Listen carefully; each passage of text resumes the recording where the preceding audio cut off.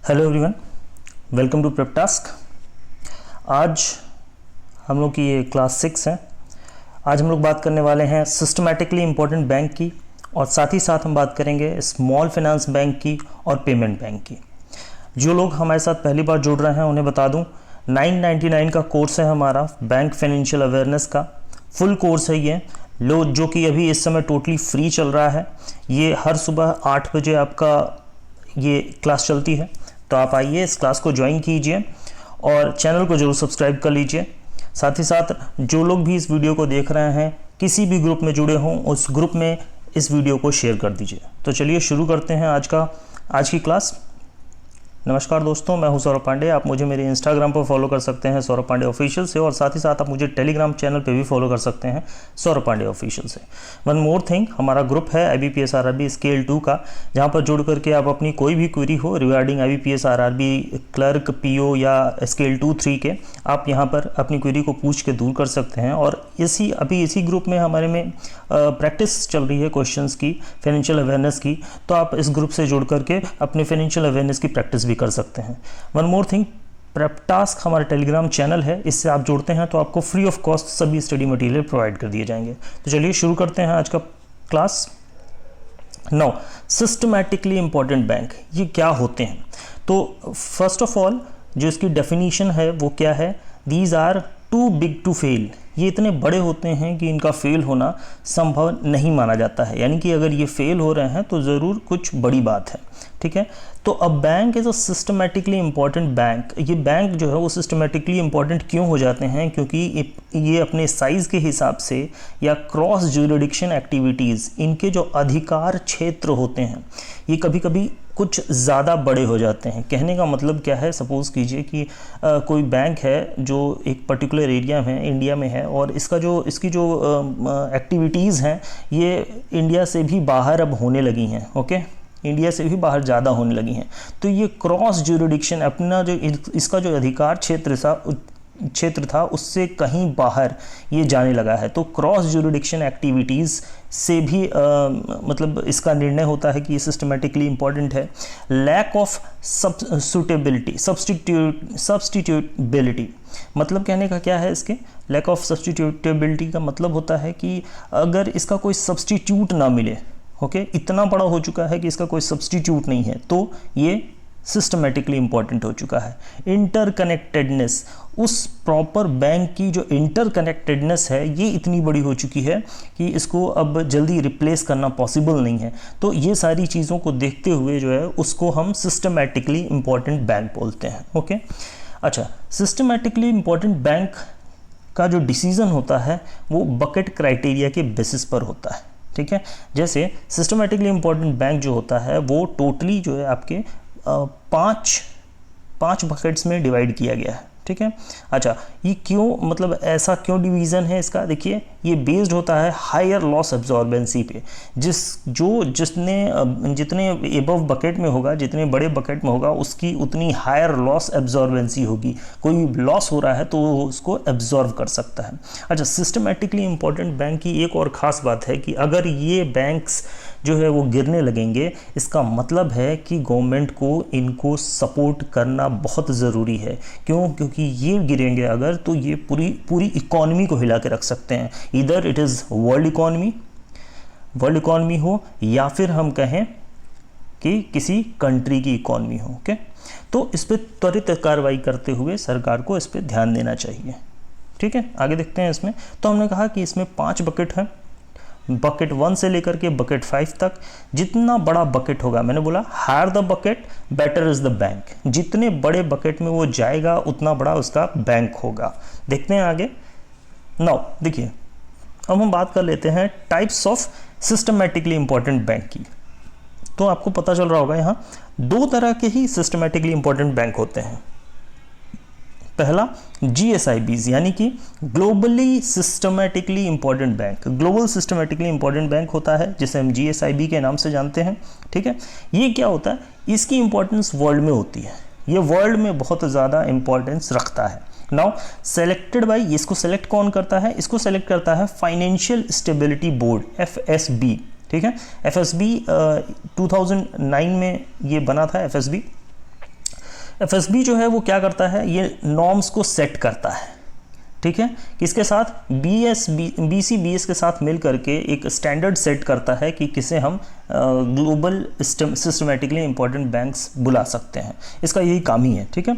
अच्छा, एफएसबी जो है वो हर साल रिलीज़ करता है, हर साल नवंबर में रिलीज़ करता है लिस्ट ऑफ जीएसआईबीज़ की, ग्लोबल सिस्टमेटिकली इंपॉर्टेंट बैंक की। और अभी अगर हम बात करें प्रेजेंटली, तो टोटल नंबर ऑफ जीएसआईबीज़ हैं वो 30 हैं, यानी कि 30 जो है वो ग्लोबल सिस्टमेटिकली इंपॉर्टेंट बैंक्स हैं।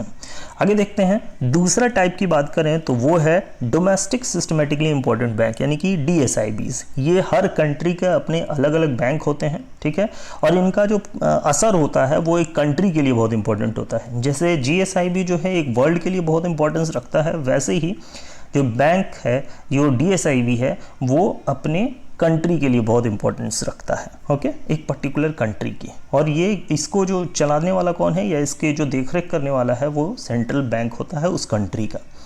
आगे देखते हैं ना, अब बात करते हैं domestic systematically important banks in India. Bharat में डीएसआईबीज़ कौन कौन से हैं और मतलब कैसे हैं, क्या उसके नॉर्म्स हैं, उन सब के बारे में डिस्कस करते हैं। Being the central bank in India, Reserve Bank of India carries out the task of DSIBs in country, यानी कि आरबीआई जो है वो डीएसआईबी का सारा टास्क करता है, ओके। क्यों? क्योंकि आरबीआई जो है सेंट्रल बैंक है इंडिया का, इसलिए। नाउ आरबीआई जो है वो बीसीबीएस मेथोडोलॉजी को ही अप्लाई करता है डीएसआईबी को चुनने के लिए, या डीएसआईबी को बनाने के लिए, या आइडेंटिफाई करने के लिए। नाउ द फर्स्ट कंडीशन, तो पहली कंडीशन क्या है इसकी, कि जो बैंक है जिसका जो साइज़ है वो 2% ऑफ जीडीपी होना चाहिए। अगर 2% ऑफ जीडीपी या उससे अधिक है तो हम उसको डोमेस्टिक सिस्टमेटिकली इंपॉर्टेंट बैंक बोलेंगे, ठीक है।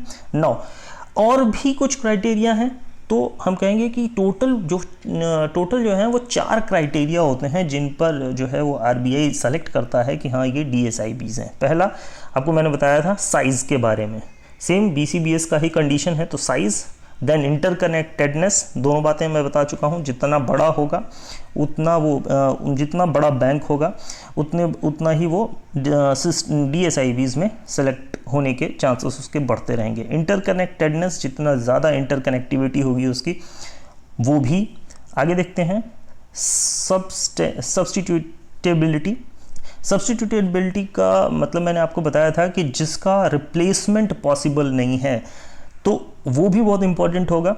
नाउ कॉम्प्लेक्सिटी क्या है, including additional complexities from cross border activities. Cross border activities की भी हमने बात की थी, जो मैंने आपको बताया था कि क्रॉस ज्यूरिडिक्शन, तो क्रॉस बॉर्डर एक्टिविटीज़ में जिसका इन्वॉल्वमेंट बहुत ज़्यादा हो जाएगा, वो भी जो है वो डोमेस्टिक सिस्टमेटिकली बैंक में एक पायदान रखेगा। नाउ आगे देखते हैं, डीएसआईबीज़ इज डिस्क्लोज्ड बाय आरबीआई। डीएसआईबीज़ को जो है वो कौन रिलीज़ करता है, आरबीआई रिलीज़ करता है, जैसा मैंने आपको बताया। कब रिलीज़ करता है, मंथ ऑफ अगस्त, हर साल अगस्त मंथ में रिलीज़ करता है, और इसकी शुरुआत हुई थी 2015 से, ओके, 2015 से इसकी शुरुआत हुई थी।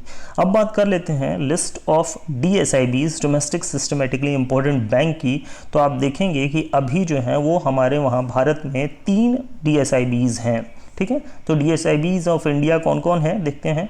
State bank of India bucket 3 में है, यानी कि बकेट 4 और बकेट 5 अभी खाली है, इसमें कोई है ही नहीं, ओके। बकेट 3 में स्टेट बैंक ऑफ इंडिया है, बकेट 1 में आईसीआईसीआई बैंक है, और साथ ही साथ एचडीएफसी बैंक है। इन 3 बैंक के अलावा डीएसआईबी में और कोई नहीं है, ओके। आगे चलते हैं, चलिए। नाउ अब बात करते हैं, डीएसआईबी की तो पूरी कहानी हो गई, अब बात करते हैं पेमेंट बैंक की, ओके। तो पेमेंट बैंक को हम एक और नाम से जानते हैं जिसका नाम है differentiated banks, okay. Differentiated banks मतलब स्मॉल फाइनेंस बैंक को और पेमेंट बैंक को, दोनों बैंकों को जो है वो डिफरेंशिएटेड बैंक बोलते हैं। ऐसे बैंक्स जो यूनिवर्सल बैंक के कुछ सबसेट एक्टिविटीज़ को लेकर के काम करते हैं, उन्हें हम क्या कहते हैं, डिफरेंशिएटेड बैंक, ठीक है। आगे देखते हैं पेमेंट बैंक का ऑब्जेक्टिव क्या होता है, what is the objective of payment bank. तो ऑब्जेक्टिव जो होता है वो जो पेमेंट बैंक का ऑब्जेक्टिव हो वो क्या है, फाइनेंशियल इंक्लूजन का है। मतलब पेमेंट बैंक जो बनाया गया उसको किस ऑब्जेक्टिव से बनाया गया, ताकि वो फाइनेंशियल इंक्लूजन कर सके।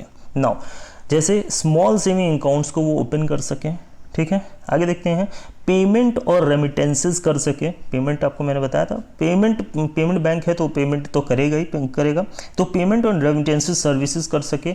माइग्रेंट लेबर वर्कफोर्स को, okay, low income house holds को, ठीक है, ये पेमेंट और रेमिटेंसेस की सर्विसेज प्रोवाइड कर सके। स्मॉल बिजनेसेस को पेमेंट और सर्विसेज की सर्विसेज को प्रोवाइड कर सके।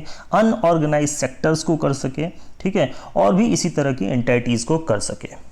आगे देखते हैं, know what payments bank can do and can not do, मतलब पेमेंट बैंक क्या कर सकता है और क्या नहीं कर सकता है। तो देखिए, जो मैक्सिमम बैलेंस वो रख सकता है अपने डिमांड डिपॉजिट में, अभी हमने देखा कि स्मॉल अकाउंट खुल सकता है जिसमें लोग बैलेंस रख सकते हैं, तो मैक्सिमम बैलेंस अब वो रख सकता है वो है 2 लाख पर इंडिविजुअल, मतलब हर इंडिविजुअल अपने अकाउंट में 2 लाख रुपए से ज़्यादा पेमेंट बैंक में नहीं रख सकता, ठीक है। अच्छा, एक चीज़ और है, NRI डिपॉजिट नहीं हो सकती, ठीक है, मतलब इंडियन होना उसका ज़रूरी है, NRI होगा तो उसका डिपॉजिट पेमेंट बैंक में नहीं होगा, ओके। अच्छा, पेमेंट बैंक ATM और डेबिट कार्ड इशू कर सकता है, ठीक है, लेकिन क्या नहीं इशू कर सकता है, क्रेडिट कार्ड नहीं इशू कर सकता है, और साथ ही साथ लोन्स को वो नहीं दे सकता है। इंपॉर्टेंट है, बहुत इंपॉर्टेंट है, यहाँ से क्वेश्चन पुट होते हैं, यहाँ से क्वेश्चन पुट होते हैं कि 2 लाख पर इंडिविजुअल, कितना पर इंडिविजुअल पेमेंट बैंक में रखा जा सकता है, तो 2 लाख पर इंडिविजुअल रखा जा सकता है। क्या पेमेंट बैंक जो है वो लोन दे सकता है, तो बिल्कुल नहीं दे सकता है। क्या payment bank credit card issue कर सकता है, तो बिल्कुल नहीं कर सकता है। Now, payment and remittances services कर सकता है थ्रू वेरियस चैनल, अलग अलग चैनल के जरिए जो है वो पेमेंट और रेमिटेंसेस सर्विसेज कर सकता है। Now, BC of another bank, banking correspondent, इसके बारे में आप जानते होंगे, बैंकिंग करस्पॉन्डेंट के बारे में, और अगर नहीं जानते हैं तो आगे चल के इसको भी, BCs को भी एक्सप्लेन करेंगे हम। तो दूसरे बैंकों के बैंकिंग करस्पॉन्डेंट्स को भी रख सकता है ये, ठीक है, subject to the reserve bank guideline, जो बैंकिंग करस्पॉन्डेंट रखने की जो गाइडलाइंस है RBI की, उसको फॉलो करते हुए वो दूसरे बैंकों के BCs को भी रख सकता है। Now, distribution of non risk sharing, दूसरे ऐसे फाइनेंशियल प्रोडक्ट की वो शेयरिंग कर सकता है जिनमें बहुत कम रिस्क इन्वॉल्व हो, या कहें कि ना के बराबर रिस्क इन्वॉल्व हो। जैसे म्यूचुअल फंड का डिस्ट्रीब्यूशन कर सकता है, इंश्योरेंस प्रोडक्ट का डिस्ट्रीब्यूशन कर सकता है कौन, पेमेंट बैंक। आगे देखते हैं, पेमेंट बैंक क्या नहीं कर सकता, एक चीज़ अभी बात हुई, लैंडिंग एक्टिविटीज़ को नहीं कर सकता, लोन्स नहीं दे सकता। Now, can not set up subsidiaries को नहीं सेट कर सकता, किस चीज़ की, NBFC की, okay, non banking financial services activities की कोई भी सब्सिडेरी पेमेंट बैंक सेटअप नहीं कर सकता है। नाउ, अब देख लेते हैं कि पेमेंट बैंक में जो परमिटेड शेयर्स होते हैं वो शेड्यूल कॉमर्शियल बैंक के कितने होते हैं। देखिए, मैक्सिमम शेयर जो होता है शेड्यूल कॉमर्शियल बैंक का वो 30% हो सकता है, ठीक है, किसका, पेड अप कैपिटल का, ठीक है, पेड अप कैपिटल का वेट अ मिनट, हाँ, पेड अप कैपिटल का 30% शेयर जो है वो मैक्सिमम शेड्यूल कॉमर्शियल बैंक रख सकता है, okay. 30% of its own paid up share capital which ever is less, या फिर अपने जो 30% उसके खुद के शेयर कैपिटल्स हैं, यानी कि शेड्यूल कॉमर्शियल बैंक का जो 30% शेयर कैपिटल है उसका मतलब अपने कैपिटल का 30% रख सकता है। अब देखिए, इसमें जो कम होगा उसी का 30% इसको रखना है, यानी कि अगर पेमेंट बैंक का शेयर कैपिटल कम पड़ रहा है शेड्यूल कॉमर्शियल बैंक के कैपिटल से तो 30%, और तो इसका 30% रखेंगे, नहीं तो फिर paid up share capital own paid up share capital जो है वो किसका, शेड्यूल कॉमर्शियल बैंक का, उसका 30% रखेंगे। आगे देखते हैं, चलिए। नाउ, SLR और CRR की रिक्वायरमेंट कितनी होगी पेमेंट बैंक में, बहुत इंपॉर्टेंट क्वेश्चन है, याद रखिएगा। SLR जो होगा पेमेंट बैंक में वो 75% है। देखिए, मैक्सिमम जहाँ से क्वेश्चन आते हैं आपको दिख रहा होगा वो रेड हाईलाइटेड है, ओके। तो आपको रटना क्या है, यानी कि आपको कौन कौन सा डेटा याद रखना है वो यहाँ लिखा हुआ है। नाउ, ऐसे SLR तो आपको पता ही होगा, SLR ऐसे रखने हैं जिनका मैच्योरिटी जो है वो 1 साल का हो, ओके।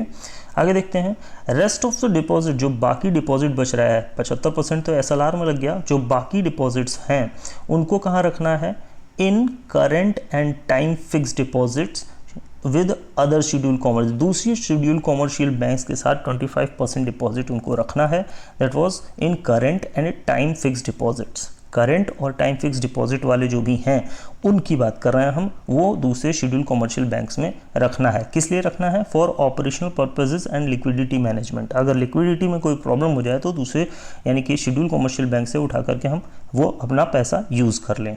नाउ पेमेंट बैंक का जो मिनिमम पेमेंट बैंक है टू मेंटेन मिनिमम CRR, जो CRR है वो RBI के हिसाब से पेमेंट बैंक को मेंटेन करते रहना है। आगे देखिए, अब इसको हम समअप करके एक बात बोलें तो हम कह सकते हैं कि SRR कितना मेंटेन करना है? 75% मेंटेन करना है। जो बच रहा है यानी कि 100 - 75 दैट इज 25% बच रहा है, ये क्या करना है? मिनिमम 25% जो है वो डिपॉजिट कर देना है शेड्यूल कमर्शियल बैंक में। आगे चलिए देखते हैं। नाउ कैपिटल की बात अगर हम करें तो पेमेंट बैंक का जो कैपिटल होता है या हम कहें कि पेड अप इक्विटी कैपिटल होता है वो 100 करोड़ रुपीज़ होता है। ठीक है, आगे अभी हम चल के देखेंगे कि स्मॉल फाइनेंस बैंक का जो पेड अप कैपिटल होता है वो 200 करोड़ होता है। ओके, बहुत कॉमन क्वेश्चन है, ये दोनों क्वेश्चंस बहुत पूछे जाते हैं। आगे देखते हैं FDI लिमिट, ये भी बहुत इंपॉर्टेंट है कि पेमेंट बैंक की जो FDI लिमिट है वो 74% है, जैसा कि प्राइवेट बैंक का होता है। आगे देखते हैं प्रमोटर्स का कंट्रीब्यूशन कितना होना चाहिए। सिंपल सा है, मिनिमम जो इनिशियल कंट्रीब्यूशन होना चाहिए वो शेयर शैल बी एटलीस्ट 40%। किसका 40%? जो पेड अप कैपिटल है, पेड अप इक्विटी कैपिटल है पेमेंट बैंक का, उसका 40% जो है वो कौन देगा? प्रमोटर देंगे। ओके, नाउ ये कब तक होना चाहिए? पहले 5 साल तक तो 40% इनका रहेगा ही रहेगा, देन फिर वो उसको डिसॉल्व कर सकते हैं, कम कर सकते हैं। आगे देखते हैं या बढ़ा सकते हैं। आगे देखते हैं registration and licensing and regulation की अगर हम बात करें तो रजिस्ट्रेशन होता है पेमेंट बैंक का, जो रजिस्ट्रेशन होता है वो कंपनीज एक्ट 2013 के तहत होता है as a public limited company. License की बात करें तो लाइसेंस मिलता है under section 2 of the banking regulation act 1949 के तहत लाइसेंस पेमेंट बैंक को मिल जाता है। आगे देखते हैं ये जो गवर्न होता है वो किसके द्वारा गवर्न होता है? देखिए वेरियस एक्ट्स हैं, उन सभी एक्ट्स के द्वारा ये गवर्न होता है। थोड़े से डिफरेंसेस हैं, आगे जब हम स्मॉल फाइनेंस बैंक में चलेंगे तो उसके बारे में बात करेंगे। नाउ यहाँ पर कौन कौन से रेगुलेशन होते हैं जिनके द्वारा ये गवर्न होता है? देखिए banking regulation act 1949, reserve Bank of India act 1934, foreign exchange management act 1999, FEMA के बारे में हमने बात की थी, फॉरेन एक्सचेंज मैनेजमेंट एक्ट, तो ये है 1999।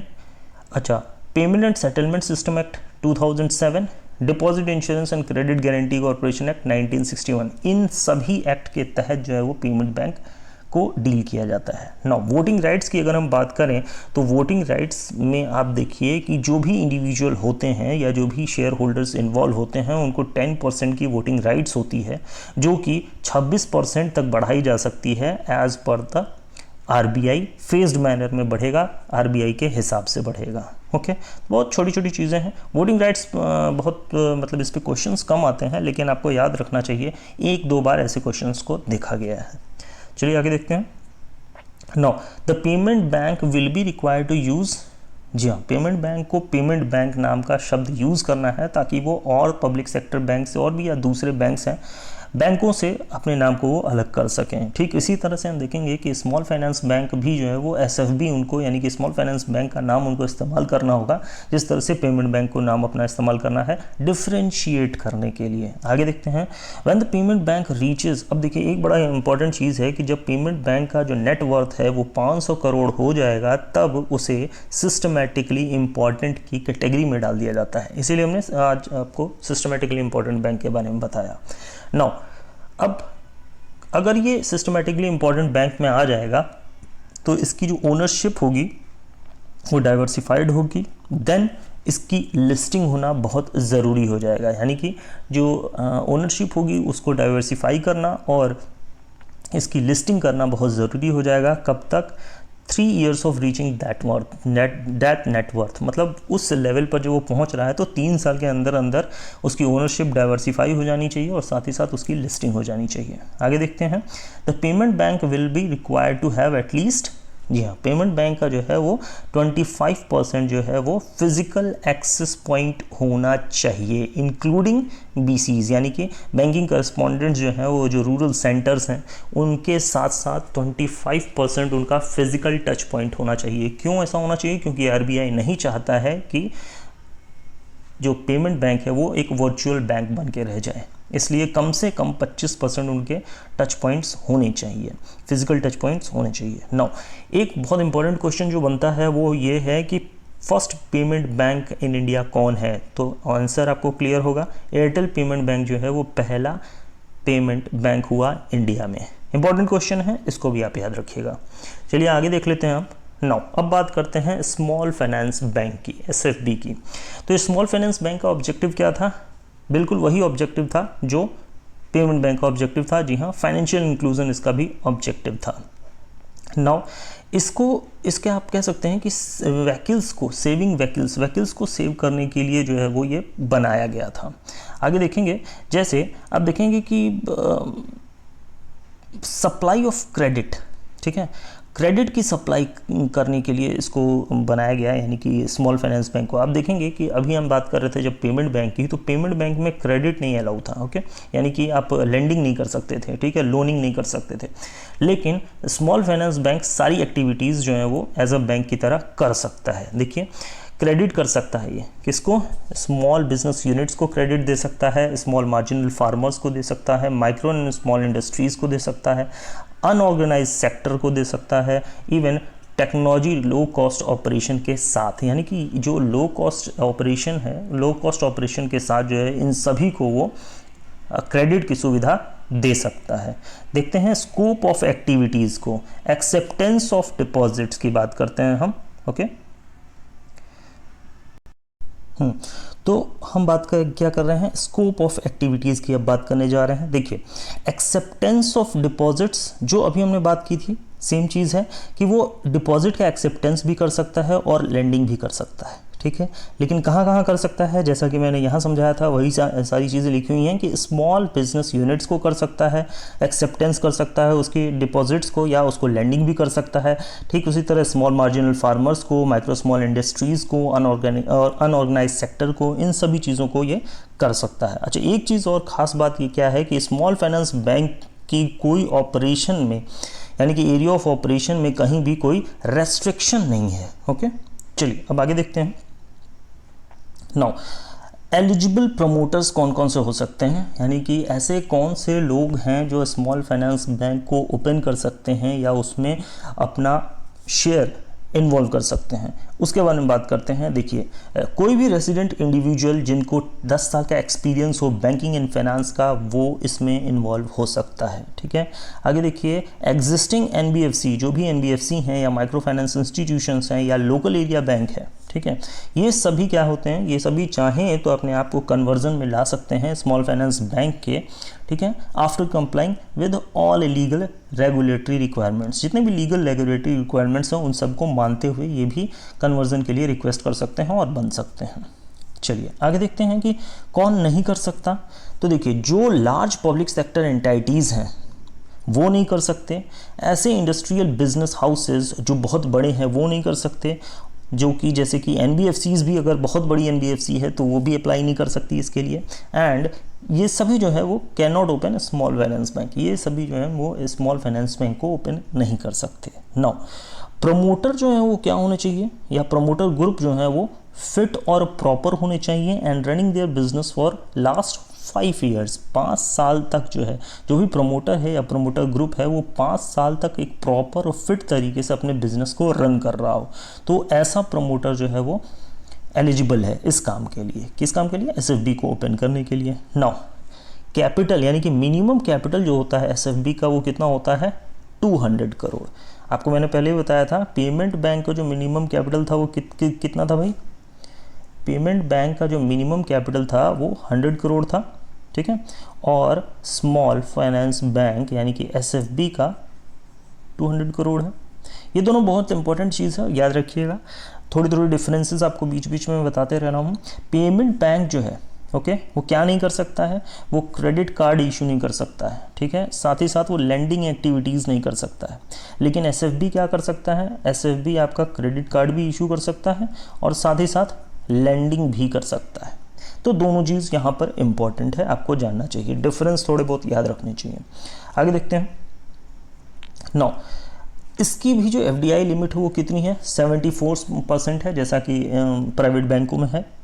9, यानी कि यहाँ पर सिमिलरिटी दिखी, पेमेंट बैंक भी 74% था और एसएफबी भी 74% है। मैं कंपेयर इसलिए कराते चल रहा हूँ क्योंकि डिफरेंस आपको पता होना चाहिए कि कहाँ कहाँ डिफरेंस है। ओके, देखिए यहाँ भी वो सेम चीज़ है। प्रमोटर कंट्रीब्यूशन की अगर हम बात करें तो यहाँ भी देखेंगे जो पेड अप इक्विटी कैपिटल है उसका 40% जो है वो प्रमोटर 40% जो है वो होना चाहिए। क्या चीज़ होना चाहिए भाई, मिनिमम इनिशियल कंट्रीब्यूशन होना चाहिए, किसका, प्रमोटर का, ठीक है। यानी कि जो प्रमोटर इन्वॉल्व हो रहा है स्मॉल फाइनेंस बैंक में, ओके, उसका 40% इन्वॉल्व होना चाहिए। जितना एसएफबी में सपोज कीजिए 200 करोड़ है तो इसका 40% जो है वो कौन देगा, प्रमोटर देगा, ठीक है, जो कि बाद में ग्रेजुअली आप 26% कर सकते हैं 12 सालों के दौरान। Okay, from the date of commencement of business of the bank, जब से बिजनेस जो है वो बैंक का रन करने लगेगा, जब से वो कमेंसमेंट, डेट ऑफ कमेंसमेंट होगी, उस डेट से आगे चलेंगे, तब वो धीरे धीरे आप 26% अपना 40% से 26% कर सकते हैं, ठीक है। आगे देखिए, सीआरआर और एसएलआर की रिक्वायरमेंट की बात करें तो जैसा कि कॉमर्शियल बैंक में अप्लाई होता है सीआरआर और एसएलआर, ठीक उसी तरह से इसमें भी अप्लाई होगा। पेमेंट बैंक में अभी हमने क्या देखा था भाई, एसएलआर अलग था, सीआरआर अलग था, ठीक है।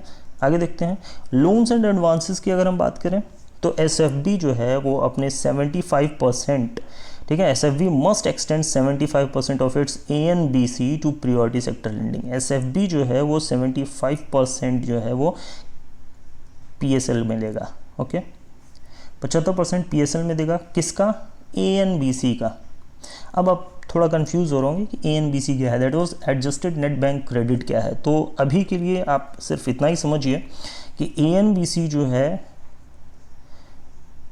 जो भी बैंक के क्रेडिट होते हैं, ओके, बैंक का जो क्रेडिट होता है उस पर जो रीफाइनेंस किया जाता है, ओके, उसको बैंक क्रेडिट में से माइनस कर देते हैं तो एएनबीसी मिल जाता है। बस एक छोटे से शब्दों में इतना ही समझ लीजिए, ठीक है। बैंक क्रेडिट यानी कि बैंक जो लोन दे रहा है उस पर जो रीफाइनेंस होता है तो लोन में से उस रीफाइनेंस को माइनस कर देते हैं तो हमको एडजस्टेड नेट बैंक क्रेडिट मिल जाता है। इस एडजस्टेड नेट बैंक क्रेडिट का 75% जो है वो पीएसएल में देना है। किसको देना है, स्मॉल फाइनेंस बैंक को देना है, ओके। नो, एटलीस्ट 50% जो है लोन पोर्टफोलियो का वो कंस्टिट्यूट होना चाहिए किससे, लोन्स एंड एडवांसेस का, ठीक है, जो कि 25 लाख से कम, मतलब अगर 25 लाख हो रहा है मतलब 50% 25 लाख होना चाहिए, ठीक है। आगे चलिए देखते हैं। Now the maximum loan size to a single, the maximum loan size and the investment limit exposure to a single and group obligor would be restricted to 10%। जो मैक्सिमम लोन साइज है किसके लिए, सिंगल के लिए, किसी single individual के लिए, वो 10% है and 15% of its capital funds respectively. उसके कैपिटल फंड्स का 15% जो है वो हो सकता है। चलिए आगे देखते हैं, रजिस्ट्रेशन, लाइसेंसिंग एंड रेगुलेशन की बात कर लेते हैं। तो रजिस्टर्ड अंडर कंपनीज एक्ट 2013, ये भी कंपनीज एक्ट 2013 के तहत रजिस्टर्ड किया गया हुआ है। नो, ये भी जो है वो section 22 of the banking regulation 1949 के तहत किया गया है। अच्छा, बैंक, अब यहाँ देखिएगा थोड़ा सा डिफरेंस है, बाकी सब कुछ जो है रेगुलेशन में क्या है कि बाकी सब कुछ तो सेम है लेकिन एक चीज़ डिफरेंस है, मैं अभी आपको बताता हूँ। जैसे बैंकिंग रेगुलेशन एक्ट 1949 ये पेमेंट बैंक में भी था। Reserve Bank of India act जो रेगुलेशन है उसकी मैं बात कर रहा हूँ, reserve Bank of India act 1934 ये भी आपका उसमें था। फॉरेन एक्सचेंज मैनेजमेंट एक्ट ये उसमें था 1999। Now payment and settlement act 2007 ये भी पेमेंट बैंक में था। एक जो अधिक चीज़ है वो क्या है, credit information companies regulation act 2005 ये आपका पेमेंट बैंक में नहीं था, ओके, ये एसएफबी में आपको मिलेगा। डीआईसीजीसी भी आपका पेमेंट बैंक में था, ओके। चलिए आपको डिफरेंस समझ में आते रहना चाहिए।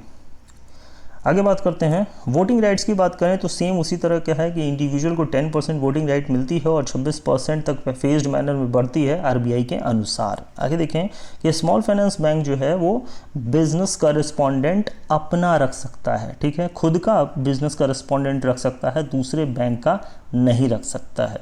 आगे देखते हैं। Now small finance bank will be required to use, जैसा मैंने आपको पहले भी बताया था, स्मॉल फाइनेंस बैंक को स्मॉल फाइनेंस बैंक का नाम यूज़ करना होगा ताकि वो दूसरे बैंकों से अलग हो सके, डिफरेंशिएट कर सके अपने आप को। अच्छा, अगर कोई प्रोमोटर चाहता है कि स्मॉल फाइनेंस बैंक तो वो सेटअप करे ही, लेकिन साथ साथ वो पेमेंट बैंक भी सेटअप करे, तो उसको किसके तहत खोलना होगा? नॉन ऑपरेटिव फाइनेंशियल होल्डिंग के तहत, NOFHC के स्ट्रक्चर के तहत उसको ये ओपन करना होगा, तब वो दोनों खोल सकता है। कौन कौन? स्मॉल फाइनेंस बैंक को भी और पेमेंट बैंक को भी। आगे देख लेते हैं। It shall be required to maintain, अब देखिए जो कैपिटल एडिक्वेसी रेशियो है, ठीक है, वो 15%, इसको मैंने आपको पहले ही बताया है लेकिन आज फिर से एक्सप्लेन कर दे रहा हूँ कि 15% जो है वो CAR। अब कैपिटल एडिक्वेसी रेशियो क्या होता है, आई होप मुझे ये समझाने की अब ज़रूरत नहीं है आपको, और जिन लोगों ने वीडियो नहीं देखे हैं प्रियर क्लासेस के, वो अगर वो वीडियो देख लेते हैं तो उन्हें कैपिटल एडिक्वेसी रेशियो और भी कई टर्म्स हैं उनका टोटली एक्सप्लेनेशन उनको मिल जाएगा। ओके, तो 15% CRR मेंटेन करना है, किसमें? SFB में। ओके, आगे देखते हैं किस चीज़ का 15% भाई? रिस्क वेटेड एसिड्स का। देखिए रिस्क वेटेड एसिड मैंने ऑलरेडी एक्सप्लेन किया हुआ है, अगर आपको भूल रहा है, जिनको भूल रहा है वो भी जा करके उस वीडियो को देख करके रिवीजन करें, और जो लोग रिस्क वेटेड एसिड्स को समझना चाहते हैं डेफिनेटली वो मेरी नेक्स्ट क्लास की मतलब प्रीयर क्लास की वीडियोज़ को ज़रूर देखें। नाउ अब बात करते हैं कैपिटल स्मॉल फाइनेंस बैंक देखिए कैपिटल स्मॉल फाइनेंस बैंक जो है वो पहला स्मॉल फाइनेंस बैंक था, ठीक है। नाउ एक चीज़ और, Shivalik mercantile cooperative bank limited जो था वो पहला ऐसा अर्बन कोऑपरेटिव बैंक था जो कि ट्रांजिट हो गया किसमें? SFB में, स्मॉल फाइनेंस बैंक में। ओके, चलिए आई होप आपको कंटेंट अच्छा लगा होगा। अगर कंटेंट अच्छा लगा है तो प्लीज़ लाइक कीजिए, शेयर कीजिए, सब्सक्राइब कीजिए चैनल को, और सपोर्ट किए रहिए, सपोर्ट बनाए रखिए। चलिए मिलते हैं फिर नेक्स्ट क्लास में, तब तक के लिए गुड बाय।